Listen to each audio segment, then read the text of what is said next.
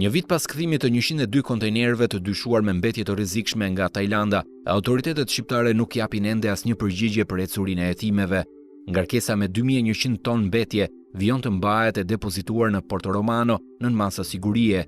Ekspertët që e sinjalizuan si tentativë kontrabande këmbgulin se ajo përmban plumb, arsenik dhe kadmium, substanca këto të rrezikshme që kërkojnë trajtim të specializuar.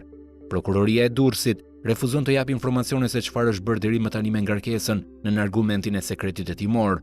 Vetëm pas presionit publik dhe publikimit nga Citizens.al të dëshmisë së organizatës ndërkombëtare Basel Action Network, prokuroria pranoi se asnjë analizë nuk ishte bërë për shkak të mungesës së një laboratori.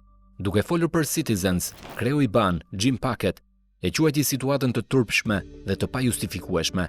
Ai akuzoi institucionet shqiptare për vonesa të qëllimshme për të fshehur të vërtetën. Në këto kushte, Packett rekomandon që analizat të bëhen jashtë vendit në laborator të pavarur evropian për të shmangur ndikimin e mundshëm politik. Ai thotë se sa më shumë kohë kalon, aq më i madh është rreziku që provat të dëmtohen ose të zhduken. Hetimet nisën pas një sinjalizimi anonim dhe dëshmisë së plotë të ban në korrik 2024.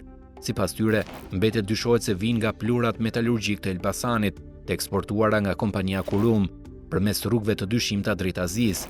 Kontejnerët u nisën nga Durrësi, kaluan në Kroaci, arritën në Singapur dhe u refuzuan në Tajland.